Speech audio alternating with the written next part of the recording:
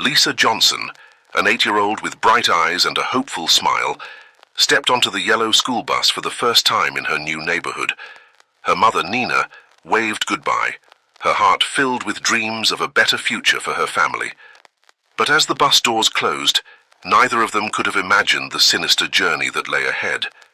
Mr. Miller, the grey-haired bus driver with a grandfatherly demeanor, harbored something sinister behind his friendly facade.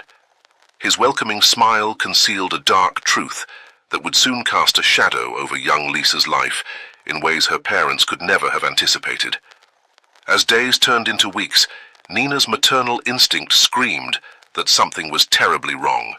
In a predominantly white neighborhood, her growing fears about Mr. Miller, a long-standing bus driver respected by the community, seemed impossible to voice without risking disbelief or worse. What unspeakable acts were happening on that school bus, and how could one mother's determination to protect her child become the catalyst for exposing a community's shocking secrets? Before we dive into this gripping tale of courage and justice, comment below where you're watching from today.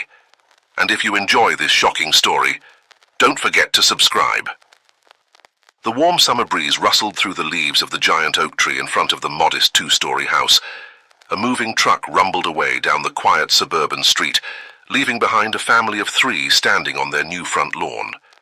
Lisa, an energetic 8-year-old girl with dark curly hair and bright eyes, bounced on her toes, taking in the unfamiliar surroundings. Her mother, Nina, placed a gentle hand on Lisa's shoulder. "Well, what do you think, sweetheart?" she asked, her voice tinged with a mix of excitement and apprehension. Lisa tilted her head, considering. "It's different," she said finally. "But I like the tree. Can we put a swing on it?" Nina laughed, some of the tension easing from her shoulders. "We'll see. Maybe once we're all settled in." Malcolm, Lisa's father, joined them, wiping sweat from his brow. "That's the last of the boxes," he announced. "What do you say we order some pizza and call it a day?" As they walked into their new home, the family couldn't help but notice the curious glances from their neighbors. They were, after all, the only black family on the street, perhaps in the entire neighborhood. Later that evening, as they sat around a box serving as a makeshift table, Malcolm raised his slice of pizza in a toast. "To new beginnings," he said, his voice warm and hopeful. Nina and Lisa echoed the sentiment, their pizza slices meeting in the middle with a soft clink of crust against crust. As they ate, they talked about their hopes for this new chapter in their lives. "I can't wait to set up my home office," Nina said, her eyes sparkling with excitement. "No more commuting for me. I'll be able to work on my designs right here." Malcolm nodded, a proud smile on his face. "And I'm sure you'll knock their socks off at the new firm," he said, referring to his own job in the city. "It's a bit of a drive, but the opportunity is worth it."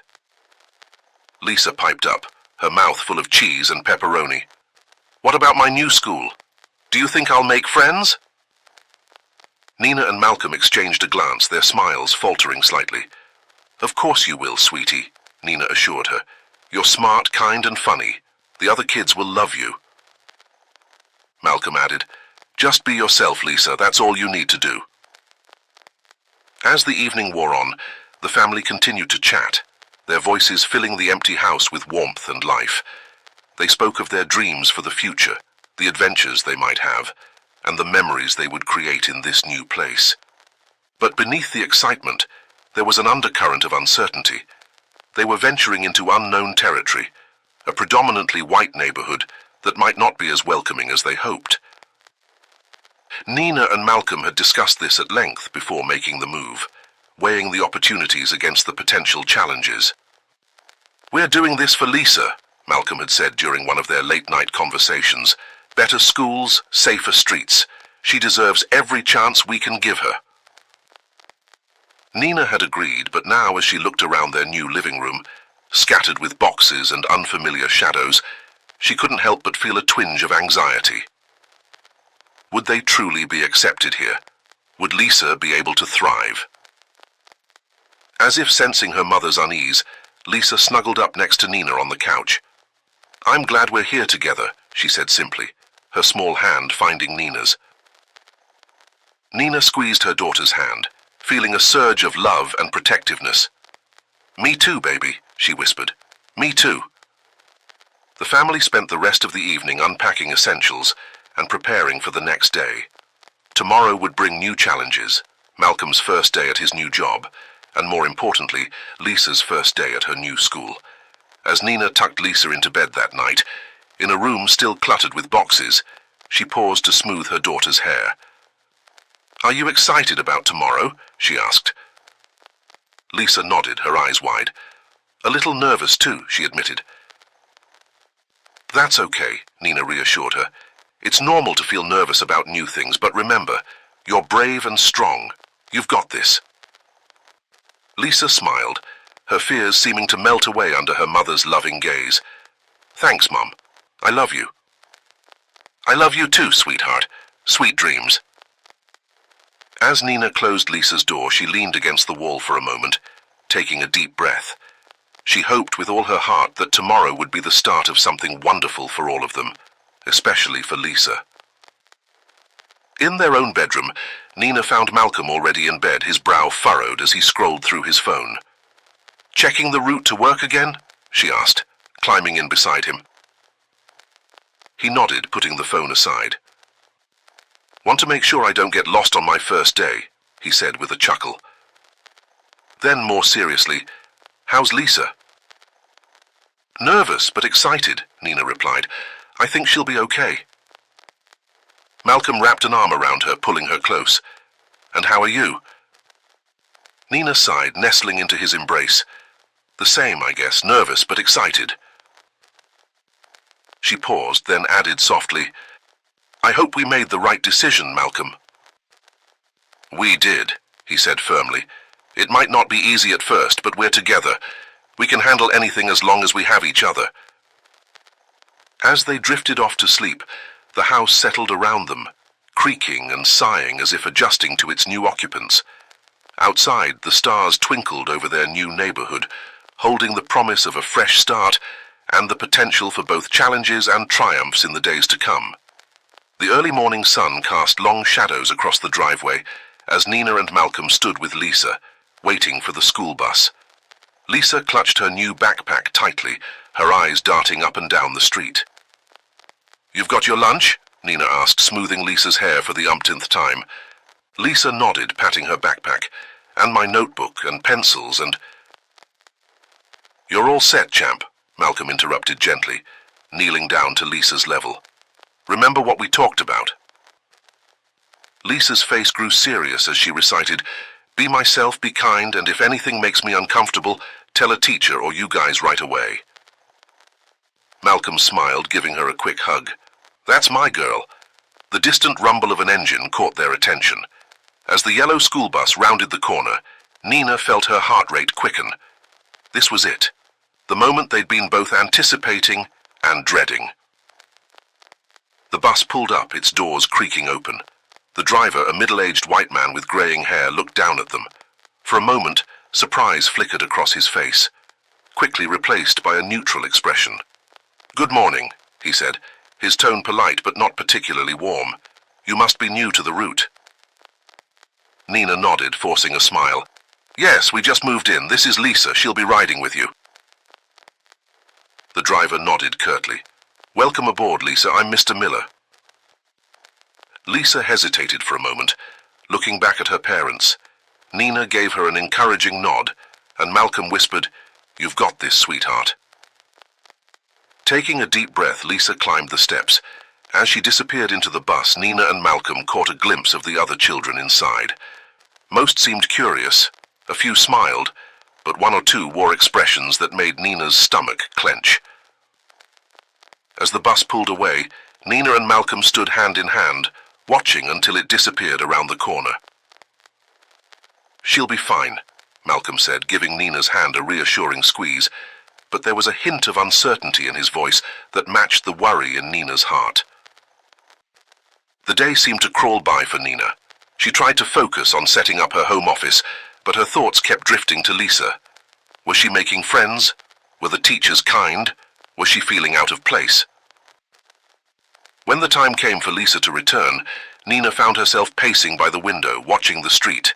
The familiar rumble of the bus engine sent her hurrying to the door. Lisa bounded down the bus steps, her backpack bouncing. Nina's heart lifted at the sight of her daughter's smile. "Hi, Mom," Lisa called, waving as she ran up the driveway. "Hi, sweetie, how was your first day?" Nina asked, enveloping Lisa in a hug. Lisa's excitement was palpable as she recounted her day, her nice teacher, the girl she sat next to at lunch, the cool playground equipment. Nina listened, relief washing over her. It seemed like things had gone well.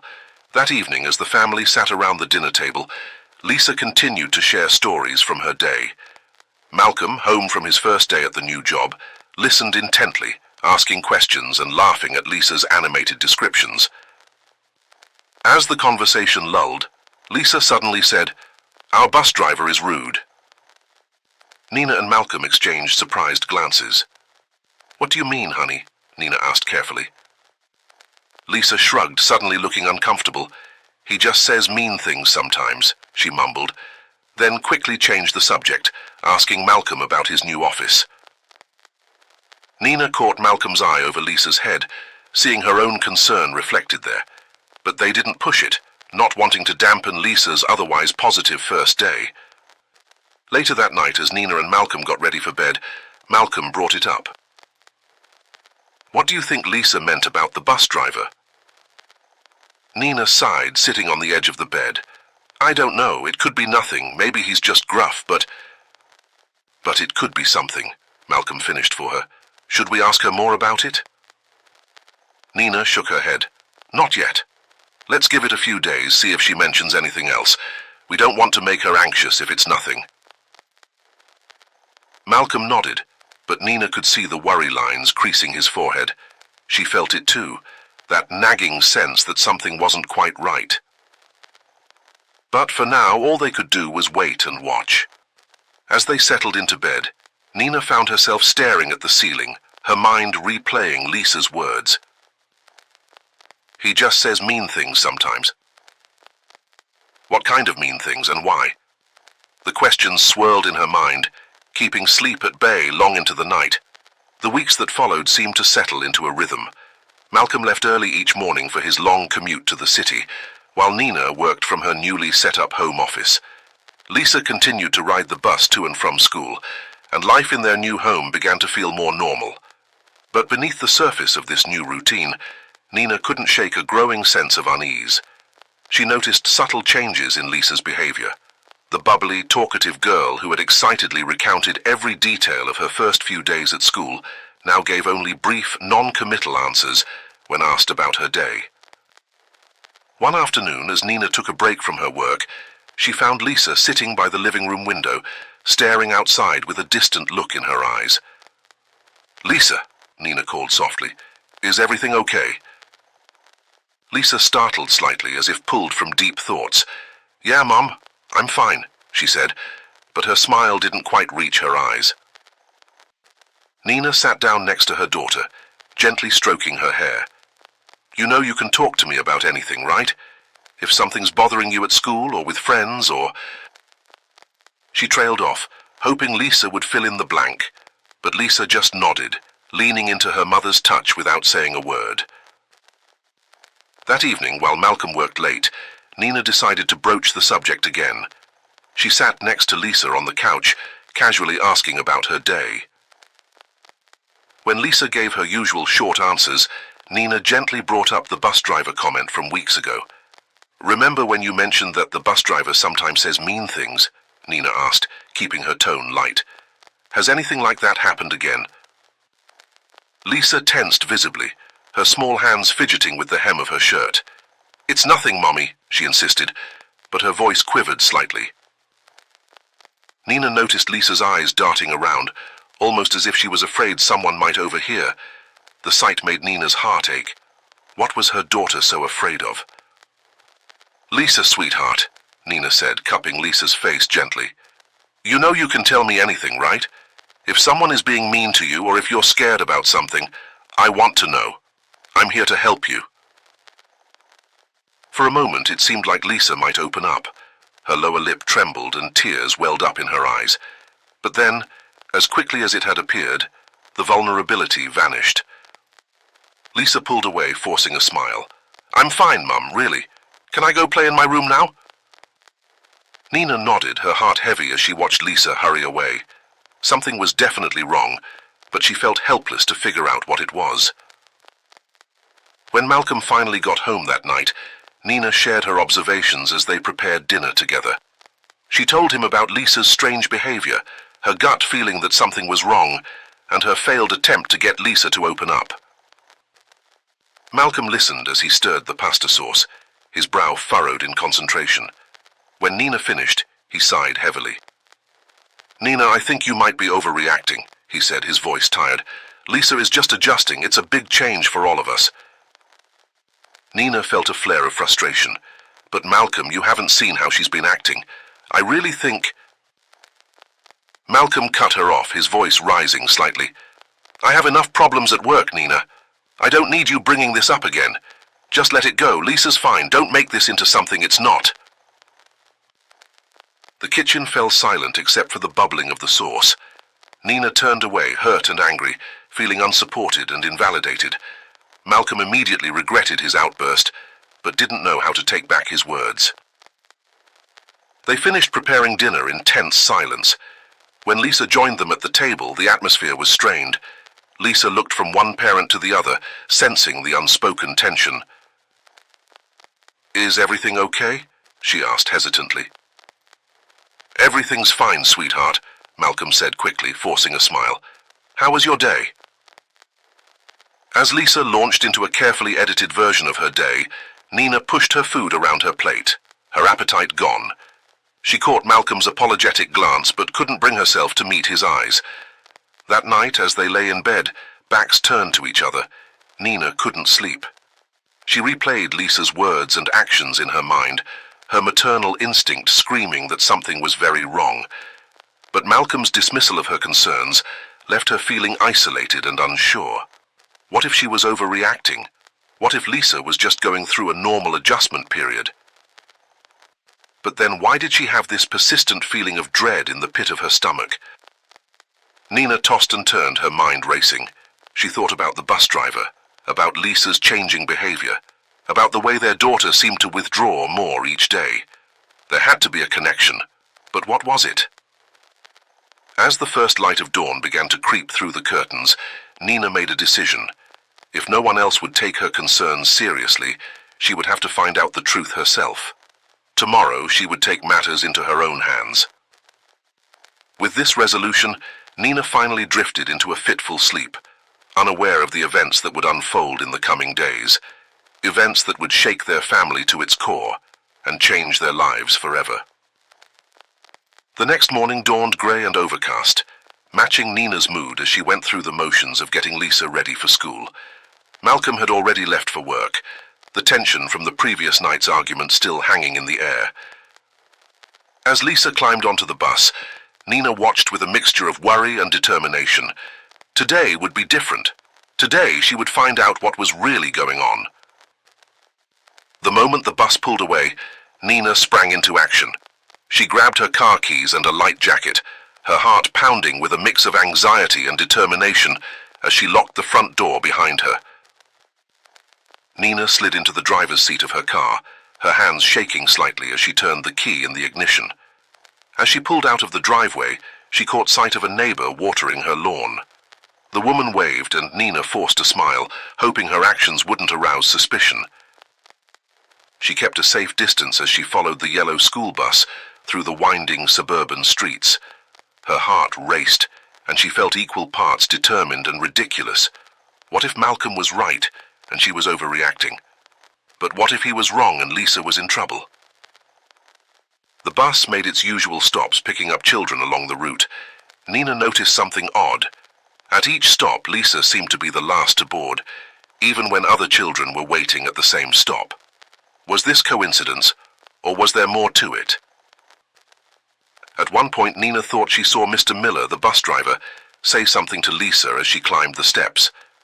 Lisa's shoulders seemed to hunch slightly, but from this distance, Nina couldn't be sure if she was just imagining things. When they finally reached the school, Nina parked across the street, her hands gripping the steering wheel tightly as she watched the children disembark.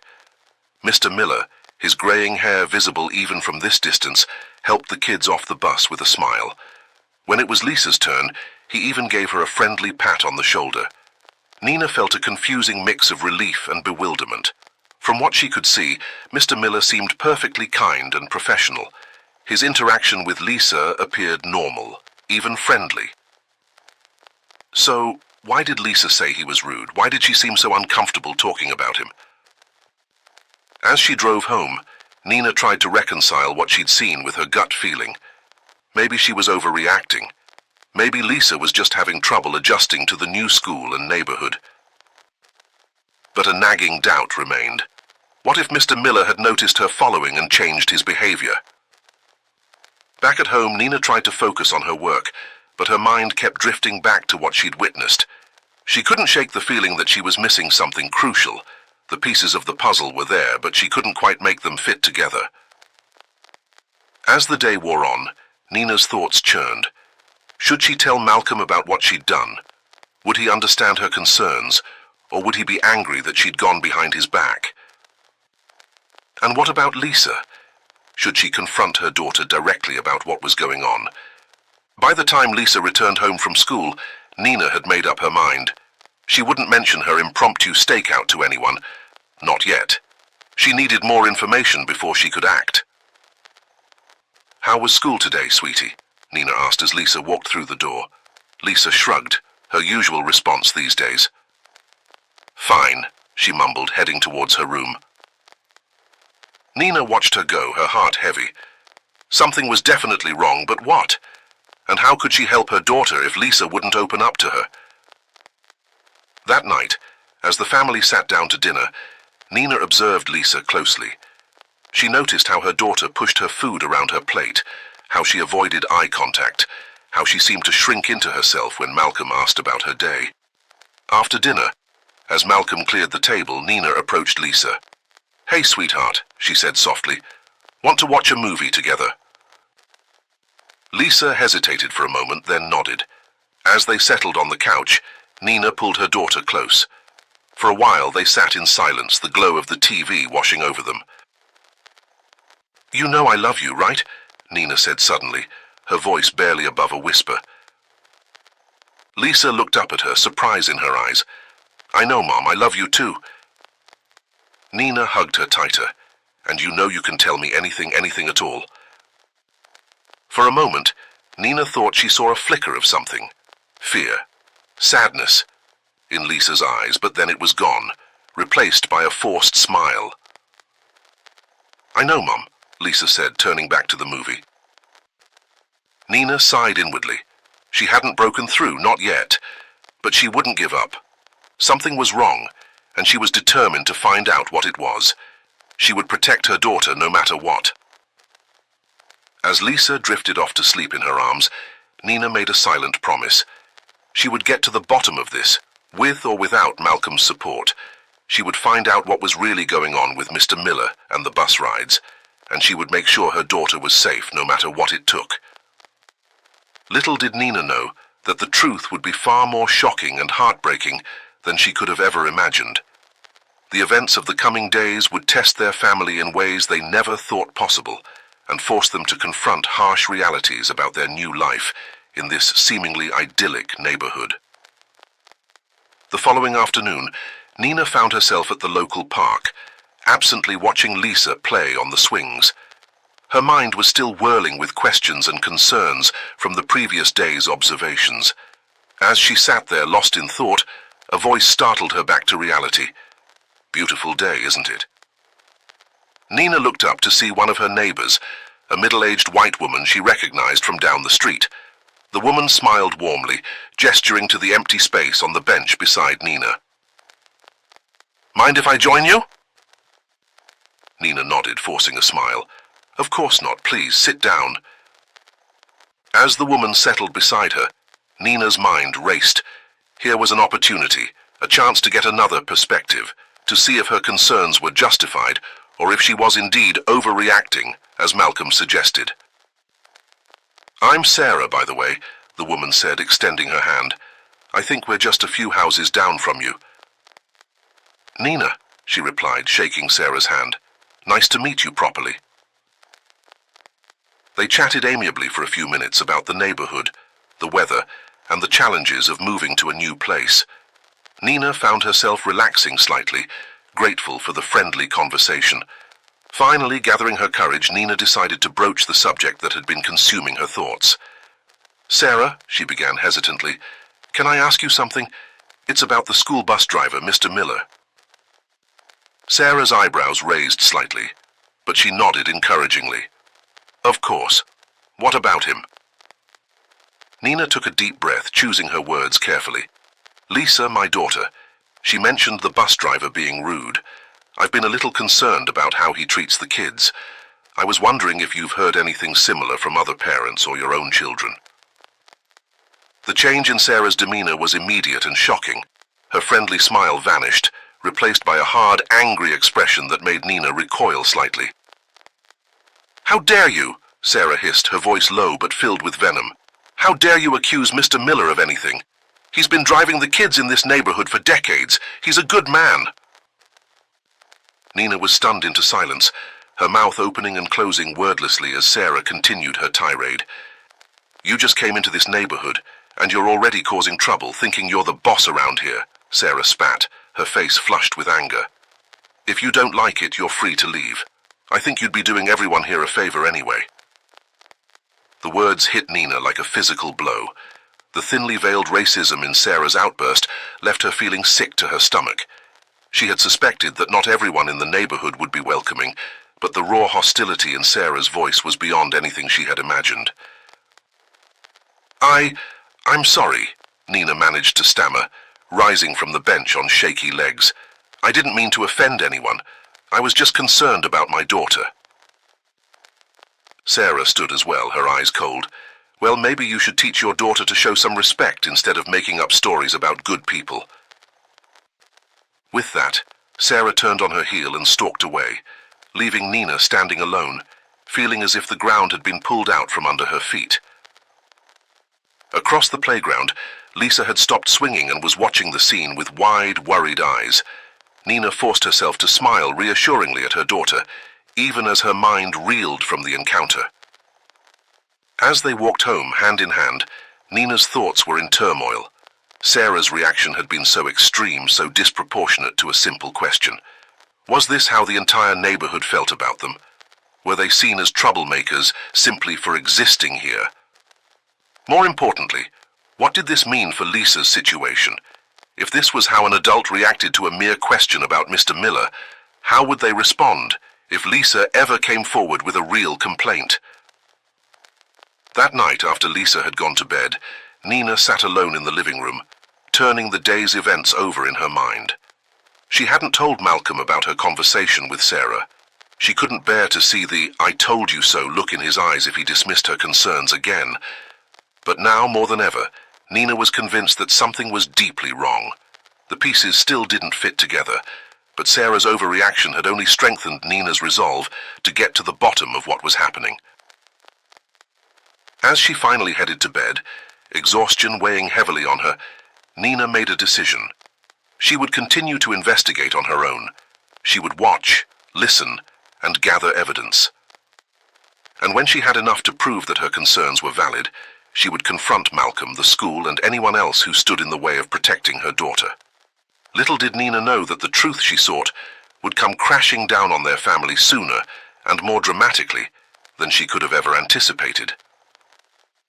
The events set in motion by her simple question to Sarah would snowball into a crisis that would test their family's strength, challenge their beliefs, and forever change their lives in this new community. The weeks that followed Nina's unsettling encounter with Sarah were filled with a tense, uneasy quiet. Nina and Malcolm were hyper-vigilant, watching Lisa for any signs of distress, but she seemed to be doing better.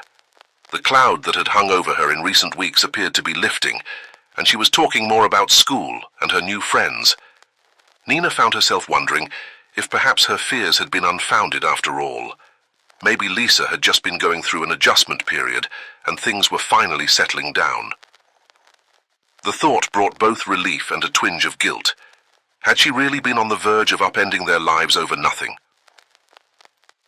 On a crisp autumn afternoon, Nina sat at her desk, deeply engrossed in a design project for a new client. The house was quiet, filled only with the soft tapping of her keyboard and the occasional rustle of leaves outside the window. Glancing at the clock on her computer screen, Nina realized it was almost time for Lisa to return from school. She saved her work and headed to the kitchen to prepare an after-school snack, as was their usual routine. As she sliced apples and spread peanut butter on crackers, Nina found herself humming softly. For the first time in weeks, she felt a sense of normalcy, of things finally falling into place in their new home. 4 o'clock came and went. Nina wasn't worried yet. Sometimes the bus ran a few minutes late. She arranged the snack on a plate and set it on the kitchen counter, then returned to her office to answer a quick email. But as 4:15 approached with no sign of Lisa, a knot of anxiety began to form in Nina's stomach. She went to the front window, peering out at the quiet street. No yellow bus in sight. By 4:30, Nina was pacing the living room, phone in hand. She called Malcolm, trying to keep the panic out of her voice, as she explained that Lisa hadn't come home. "I'm sure it's nothing," she said, as much to convince herself as Malcolm. "Maybe the bus broke down or something, but I'm getting worried." Malcolm's voice was tense but reassuring. "I'm leaving work now. I'll be home as soon as I can. Have you called the school?" Nina shook her head, then remembered Malcolm couldn't see her. "Not yet. I wanted to check with you first. I'll call them right now." As the sun began to set, casting long shadows across the lawn, Nina's worry turned to full-blown panic. She called the school, her voice shaking as she explained that Lisa hadn't come home. The receptionist informed her that all buses had returned to the depot and the school was closing for the day. "But my daughter isn't home," Nina insisted, her voice rising. "She has to be somewhere between the school and here. Can't you check? Can't you do something?" The receptionist's voice was sympathetic but firm. "I'm sorry, Mrs. Johnson, but all our staff have left for the day. If your daughter doesn't turn up soon, I suggest you call the police." Nina hung up, her hands trembling. Call the police? How had this happened? How had a normal day turned into this nightmare? Malcolm arrived home to find Nina in tears, frantically dialing the bus depot. Nina and Malcolm clung to each other, both imagining worst-case scenarios. The ticking of the clock on the mantel seemed to mock them with each passing second. "This is all my fault," Nina whispered, her voice hoarse from crying. "I knew something was wrong. I should have done more. I should have—" Malcolm cut her off, pulling her close. "This is not your fault, Nina. We'll find her. She has to be somewhere." Just as Nina was about to grab her keys and drive around the neighborhood, they heard the creak of the front door. Time seemed to stand still as they turned to see Lisa walk in, 2 hours late, her yellow skirt wrinkled, pink shirt askew and her usually neat braids disheveled. Nina rushed to her daughter, wrapping her in a tight embrace. "Where have you been? We were so worried," she cried, relief and fear mingling in her voice. Malcolm joined them, enveloping both Nina and Lisa in his arms. For a moment they stood there, a tangle of limbs and emotions, the fear of the past hours giving way to overwhelming relief. But as Nina pulled back to look at her daughter, she felt her blood run cold. Lisa was pale, her eyes wide and filled with unshed tears. She was trembling slightly, and there was something in her expression, a mix of fear, shame, and something else Nina couldn't quite identify, that made her mother's heart clench. "Lisa, sweetheart," Nina said softly, cupping her daughter's face in her hands. "What happened? Where were you?" Lisa looked up at her parents, her lower lip quivering. In a voice barely above a whisper, she said the words that would shatter their world. The bus driver did it again. The room fell silent, the weight of Lisa's words hanging heavy in the air. Nina and Malcolm exchanged a horrified glance, the full implications of what their daughter had said slowly sinking in. In that moment, all of Nina's fears, all her suspicions and worries of the past weeks, came crashing down on her. She had been right all along. Something was terribly, terribly wrong. And now, looking at her daughter's haunted expression, she realized that the truth was likely far worse than anything she had imagined. Nina and Malcolm exchanged a horrified glance before guiding Lisa to the living room couch. They sat on either side of her, creating a protective cocoon. Malcolm gently took Lisa's hand, while Nina stroked her back soothingly. "Sweetheart," Nina began, her voice soft but firm, "we need you to tell us everything. What do you mean the bus driver did it again? What has he been doing?" Lisa hesitated, her small frame shaking slightly. She looked from Nina to Malcolm, then down at her hands. After a moment of tense silence, she began to speak, her voice quavering. "Mr. Miller, he doesn't like me," Lisa said, tears welling up in her eyes. "He doesn't like our kind." Nina and Malcolm exchanged a pained look over Lisa's head, their worst fears confirmed. Malcolm squeezed Lisa's hand encouragingly, urging her to continue. Lisa took a deep breath and began to reveal the full extent of what she had been enduring. Since her first week at school, Mr. Miller had been making passive-aggressive and racist remarks. He would mutter things under his breath as she boarded the bus, or make pointed comments about certain people not belonging in the neighborhood. "When I said he was rude before," Lisa continued, her voice growing stronger as she spoke, "I was scared. I didn't know how to explain it. I thought maybe I was imagining things." Nina felt a wave of guilt wash over her. She had sensed something was wrong, but she hadn't pushed hard enough. She hadn't protected her daughter. But then Lisa dropped the bombshell that sent chills down her parents' spines. This wasn't the first time Mr. Miller had left her stranded. He had done it once before, about a month ago, dropping her off on a deserted road far from home. "He told me if I ever told anyone I would regret it," Lisa said, her voice barely audible. "He said no one would believe me anyway because of the color of my skin." Nina pulled Lisa into a tight embrace, her own tears falling freely now. Malcolm stood up, pacing the room, his fists clenched in rage. "Today," Lisa continued, her words muffled against Nina's shoulder, "he did it again. He stopped the bus and told me to get out. I was so scared, Mummy. I didn't know where I was or how to get home." As Lisa's story unfolded, Nina and Malcolm were overwhelmed with a mix of emotions. Horror at what their daughter had endured, guilt for not realizing sooner, and fierce protective anger towards Mr. Miller and a system that would allow this to happen. "I walked for a long time," Lisa said, her voice small and tired. "I was afraid to ask anyone for help because Mr. Miller said if I told anyone he'd make sure we had to leave, that everyone would know we didn't belong here." Malcolm knelt in front of Lisa, taking her small hands in his. "Lisa, listen to me," he said, his voice choked with emotion. "What Mr. Miller did was wrong, very, very wrong, and it's not your fault, do you understand? None of this is your fault." Lisa nodded, fresh tears spilling down her cheeks. "I'm sorry I didn't tell you sooner," she whispered. "Oh, baby," Nina said, hugging her daughter tighter. "You have nothing to be sorry for. We're so proud of you for being brave and telling us now."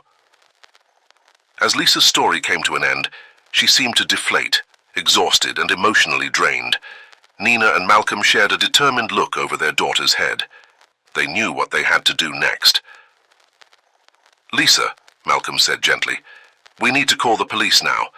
What Mr. Miller did is not just wrong, it's against the law.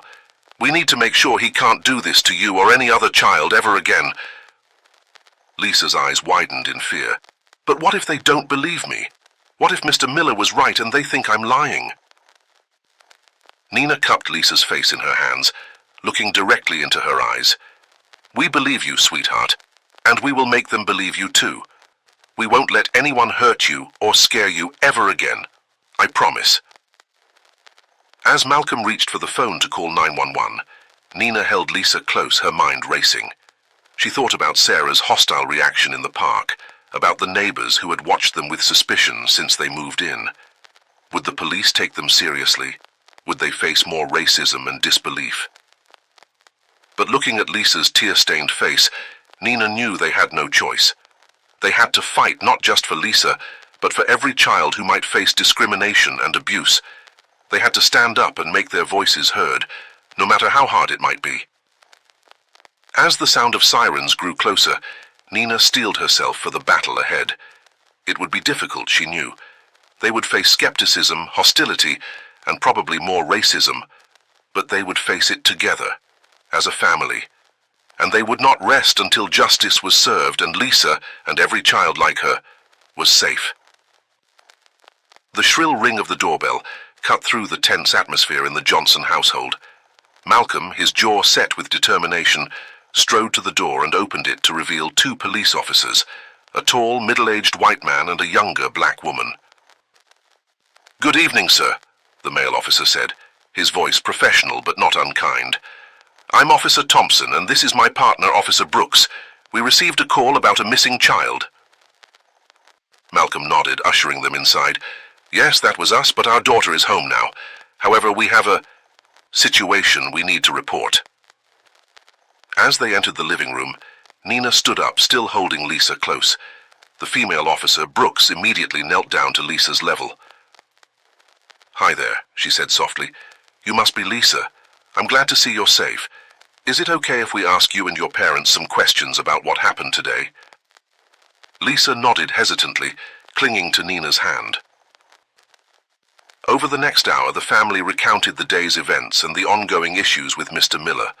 Officer Thompson took notes, his expression unreadable, while Officer Brooks gently encouraged Lisa to share as much as she felt comfortable. As Lisa finished her story, a heavy silence fell over the room. Officer Thompson cleared his throat. "That's quite an accusation," he said, his tone careful. "Mr. Miller has been a respected member of this community for decades." Nina felt a surge of anger. "Are you saying you don't believe our daughter?" she demanded, her voice sharp. Officer Brooks quickly intervened. "What my partner means is that we need to investigate thoroughly. This is a serious allegation, and we need to handle it carefully." Malcolm, who had been silent for most of the interview, spoke up. "We understand that, but our daughter has been traumatized. We need to know that you're taking this seriously." Officer Thompson nodded, though his expression remained skeptical. "We'll need to speak with Mr. Miller, of course, and we'll need to corroborate Lisa's story. Are there any other children who might have witnessed anything?" Lisa shook her head, tears welling up in her eyes again. "Mr. Miller always made sure I was the last one on the bus," she whispered. Nina's heart clenched at her daughter's words.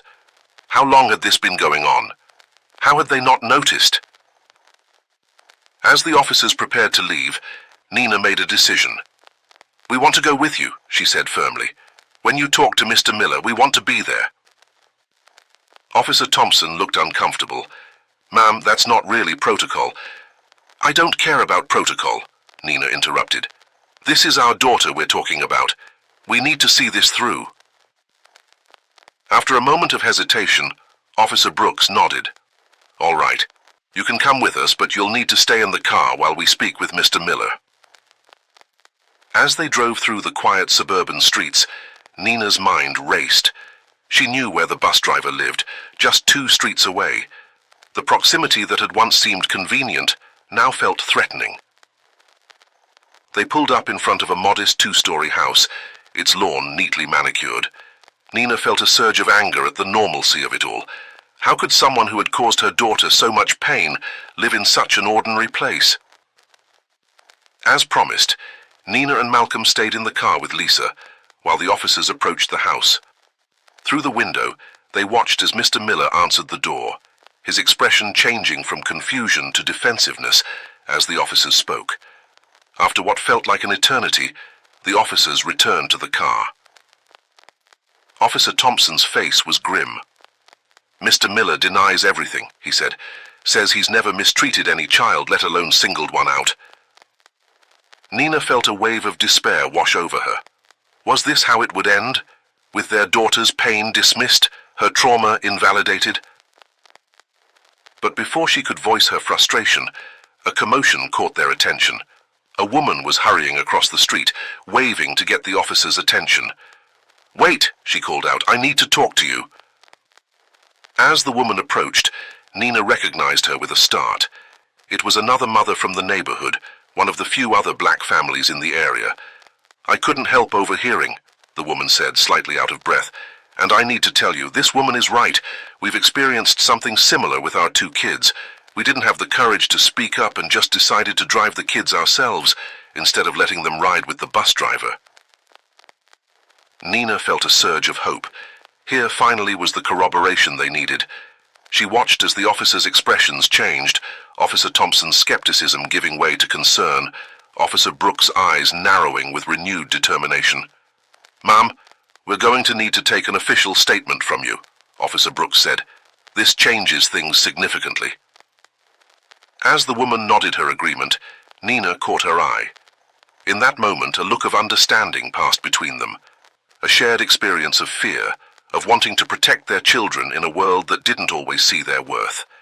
The next few hours passed in a blur. More officers arrived. Mr. Miller was taken in for questioning. Other families in the neighborhood, emboldened by the unfolding events, came forward with their own stories. As dawn broke, Nina stood on her front porch watching as Mr. Miller was led away in handcuffs.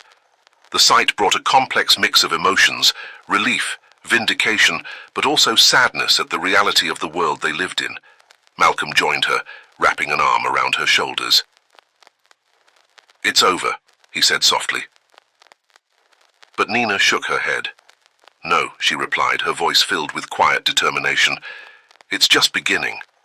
We have a lot of work to do to make sure this never happens again, not to Lisa, not to any child."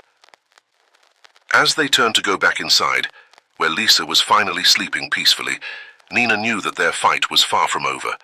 But they had taken the first step. They had spoken up, stood their ground, and made their voices heard. And in doing so, they had not only protected their daughter, but had opened the door for change in their community. It wouldn't be easy, but Nina was ready for the challenge. For Lisa, for every child who had ever felt scared or unwelcome, they would continue to fight for justice and acceptance.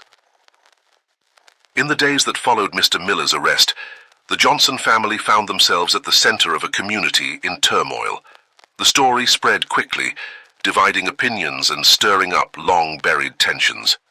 Nina stood at her living room window, watching as a group of reporters camped out on their front lawn.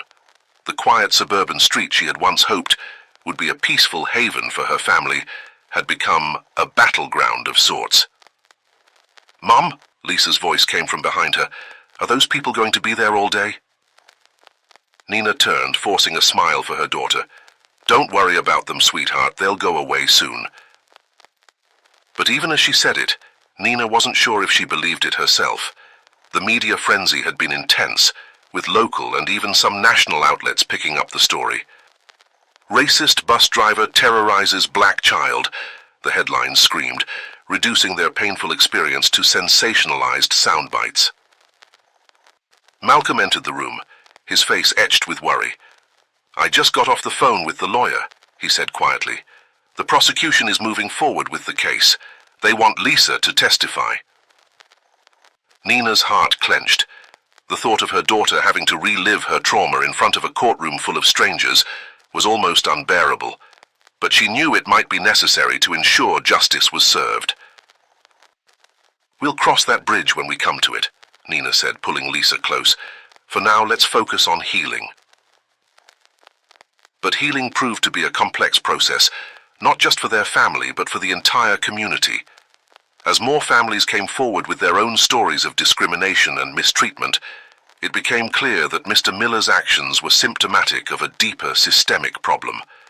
The school board called an emergency meeting, which Nina and Malcolm attended along with dozens of other concerned parents. The atmosphere was tense, with accusations and counter-accusations flying. "We need to implement better screening processes for all school staff," one parent demanded. "This is just one isolated incident," another argued. "We can't overreact and change everything because of one bad apple." Nina listened to the back and forth, her frustration growing. Finally, she stood up, her voice cutting through the chaos. "This isn't about one incident or one person," she said firmly. "This is about creating a community where all our children feel safe and valued. We need to look at the bigger picture, at the biases and prejudices that allowed this to happen in the first place." Her words seemed to strike a chord. In the days that followed, a group of parents, both black and white, formed a diversity and inclusion committee. They began working on proposals for cultural sensitivity training, more diverse hiring practices, and a new system for reporting and addressing concerns.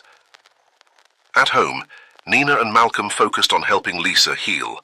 They found a therapist who specialized in working with children who had experienced racial trauma. Slowly but surely, they saw glimpses of their vibrant, confident daughter re-emerging. One afternoon, as Nina was helping Lisa with her homework, there was a knock at the door. She opened it to find Sarah, the neighbor who had lashed out at her in the park weeks ago. I owe you an apology, Sarah said, her eyes downcast. I was wrong to dismiss your concerns. I'm sorry for how I treated you. Nina was taken aback by the unexpected apology. For a moment she was tempted to shut the door in Sarah's face, to reject the olive branch being extended. But then she thought of Lisa, of the world they were trying to create for her. Thank you for saying that, Nina said finally. It means a lot. It was a small step, but a significant one. As the weeks turned into months, Nina saw more such steps being taken throughout the community. The school implemented new policies, including cameras on all buses and an anonymous reporting system for students and parents. Mr. Miller's trial came and went. With the testimony of multiple families and the evidence gathered by the police, he was convicted and sentenced. The day the verdict was announced, Nina held Lisa close, whispering, "You did it, baby.